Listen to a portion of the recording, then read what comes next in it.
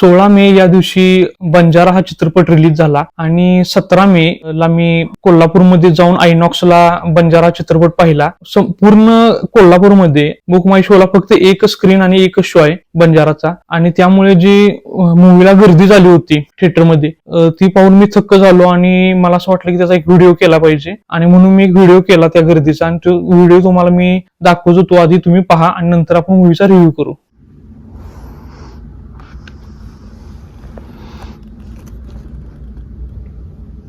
Sir जरा हात वर कराल काय?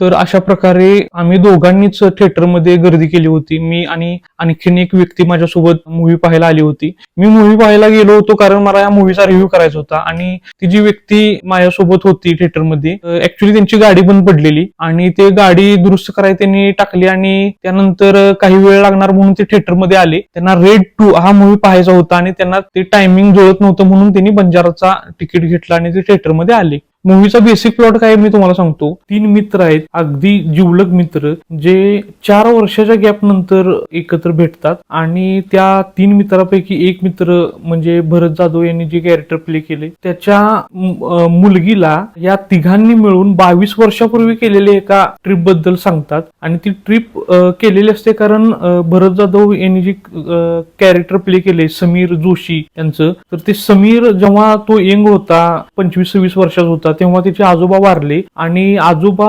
भारतातले वेगवेगळी अशी शिवलिंग जी आहेत जी अनएक्सप्लोर्ड आहेत अशा ठिकाणी त्याचे आजोबा जायचे, आणि त्यांना तो छंद होता, आणि त्यांना सिक्कीम मधील एका डोंगरावर एका पर्वतावर एका शिवलिंग बघायसाठी किंवा तिथं जायचं होतं त्यांना, आणि ते जाऊ शकले नाही, त्याच्या आधीच ते वारलेत. आणि त्यांची ती शेवटची इच्छा पूर्ण करण्यासाठी हे 3 मित्र त्या ट्रिपवर गेले होते सिक्कीमला, आणि मग सिक्कीमला गेल्यानंतर त्यांना काय काय अनुभव आले वगैरे वगैरे या सगळ्या गोष्टी मूवीमध्ये एकंदरीत सांगितलेत. हा एक बेसिक प्लॉट आहे. हा प्लॉट प्रेक्षकांना थिएटरमध्ये जाऊन पाहण्यासारखा वाटला नाही. पहिल्या सीन मध्ये भरत जाधव दिसले, एक्सटर्नल सीन आहे तो. त्यानंतर भरत जाधव सरांचे मूवी संपेपर्यंत सगळे इंडोर सीन आहेत, म्हणजे एका घरातच फक्त भरत जाधव बसलेत आणि स्टोरी सांगतायत, आणि कुठेच दिसले नाहीत. मग शेवटला काही सॉंगचे काही मोंटाजेस मध्ये दिसले, आणि काही 1-2 सीन मध्ये शेवटच्या क्लायमॅक्स मधल्या दिसले. याच्या व्यतिरिक्त भरत जाधव सर मला सिक्कीम मध्ये फिरताना कुठे दिसले नाहीत. सिक्कीम मध्ये फिरलेत कोण तर भरत जाधव, शरद पोंक्षे सर आणि सुनील बर्वे सर यांचं तरुण पण ज्यांनी प्ले केले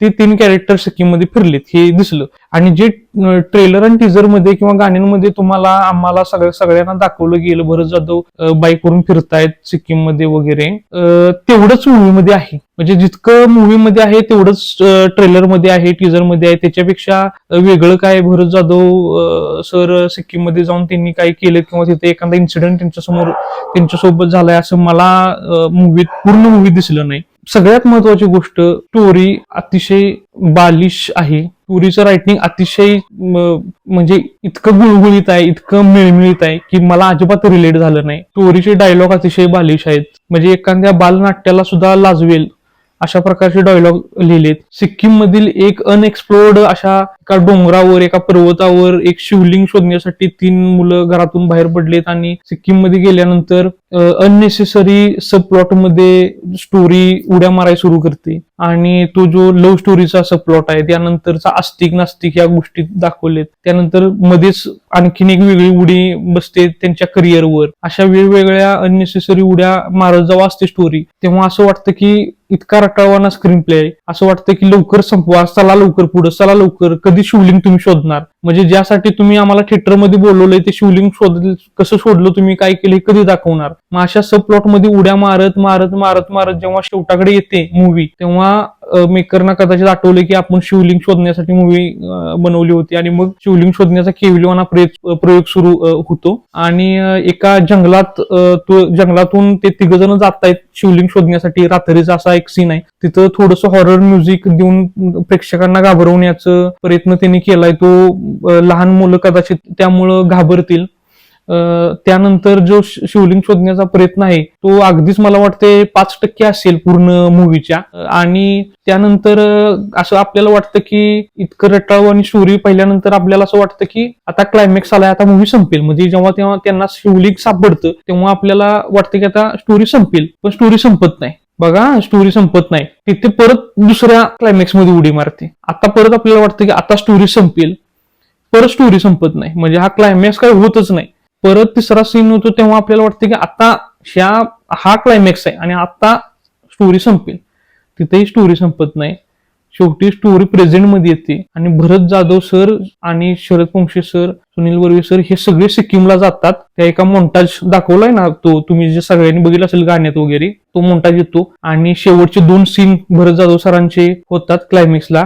आणि जे फॅन्ड्रीमध्ये नागराज सरांनी जे वापरलंय की दगड जो आहे तो कॅमेरा भिरकवतो जब्या, तसाच एक ती diary Bharat Jadhav sir camera भिरकवतात. Fandry जो दगड कॅमेरा भिरकवलाय त्याला अतिशय डीप विचार होता आणि भरत जाधव सरांनी जी डायरी भिरकवली कॅमेरा त्याला 0 विचार होता. मला कुठेही रिलेट झाला नाही. मूवीमध्ये असं दाखवण्याचा प्रयत्न केलाय की त्या 3 मित्रांपैकी एक मित्र आहे तो नास्तिक आहे आणि तो शेवटला आस्तिक होतो. मी आस्तिक आहे असताना माझा देवावर विश्वास आहे आणि मला असं वाटलं की एखाद्या नास्तिकानं खरंच हा चित्रपट पाहिला तर तो आणखीन जास्त नास्तिक होईल. स्टोरीतले काही डायलॉग ही उगेच घातलीत, म्हणजे असं हे डायलॉग ट्रेलर मध्ये ठेवावी म्हणून घातलीत का काय असं मला वाटलं.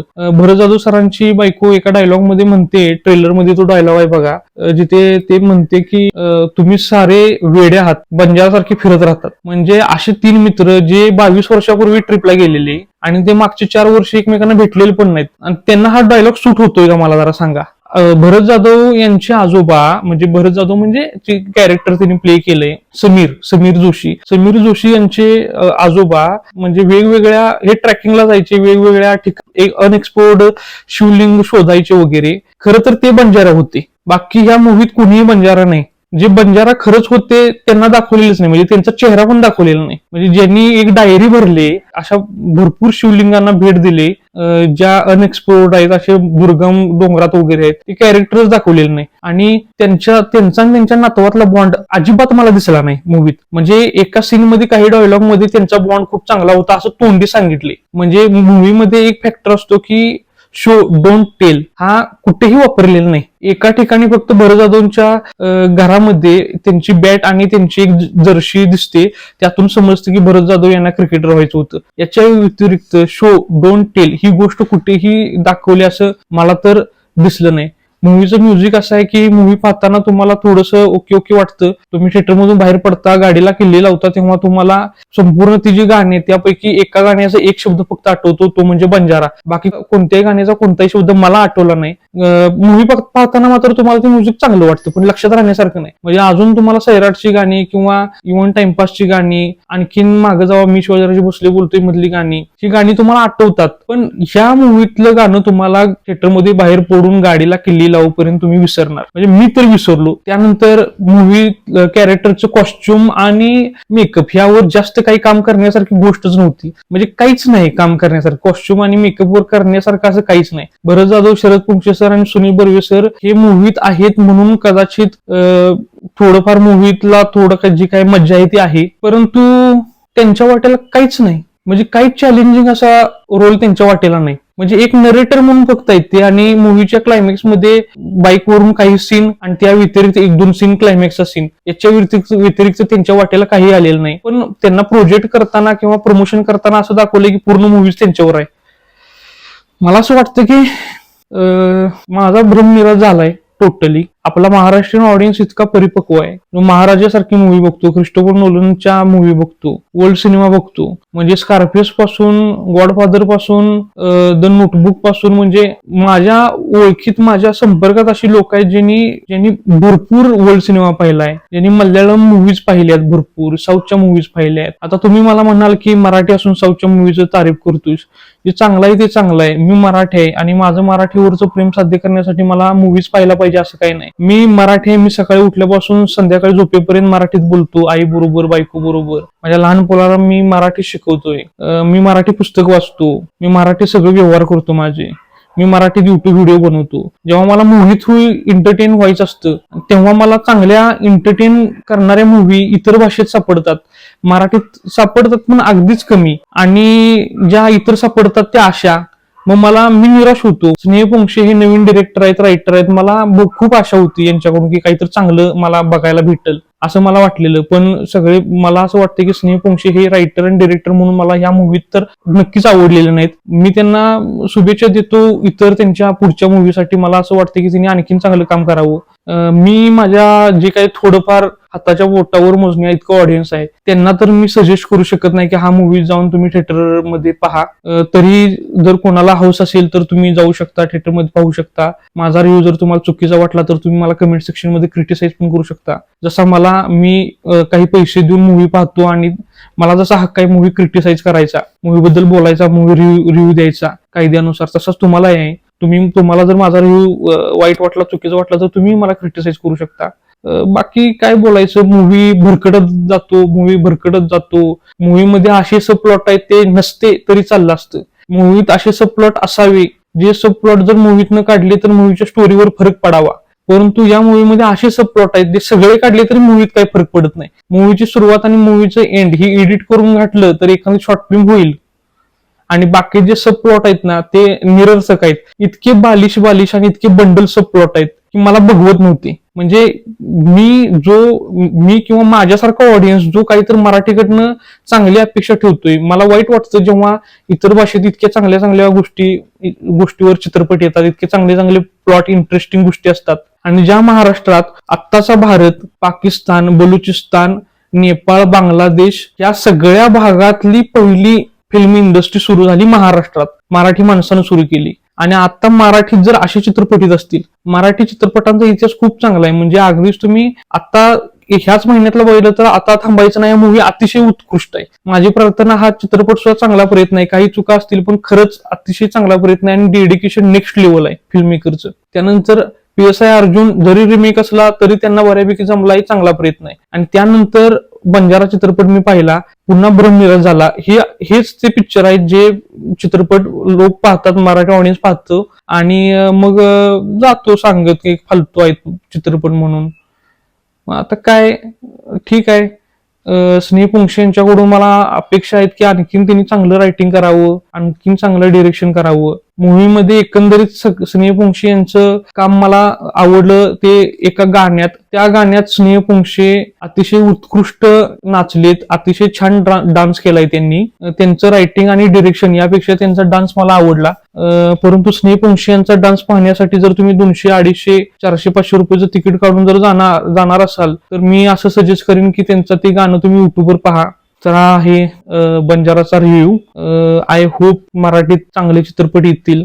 जर चांगले चित्रपट आले तर आम्ही सुद्धा ती मूवी प्रमोट करू. पण नाहीत आले तर आमचा पण नाईलाज आहे. शेवटी रिव्ह्यू देणं, खरं बोलणं ही माझं काम आहे, माझा धर्म आहे. मी माझ्या लिमिटेड ऑडियन्सला फसवू शकत नाही. मेकर बरोबर माझं काही वैयक्तिक वैर किंवा काही घेणं देणं काहीच नाही. परंतु जे आहे ते आहे, जे मी पाहिलं, जे मला वाटलं ते मी सांगितलं. तुम्हाला कदाचित माझ्यापेक्षा काहीतरी वेगळं वाटू शकतं, प्रत्येकाचा विचार वेगळा असतात. मला जे वाटलं ते सांगणं माझ्यासाठी गरजेचं होतं, मी सांगितलं. पुढचे रिव्ह्यू सुद्धा येत राहतील. त्यासाठी चॅनलला सबस्क्राईब करा, लाईक करा आणि व्हिडिओ शेअर करा, कमेंट करा. भेटूया पुढच्या मूवीच्या रिव्ह्यू मध्ये. धन्यवाद.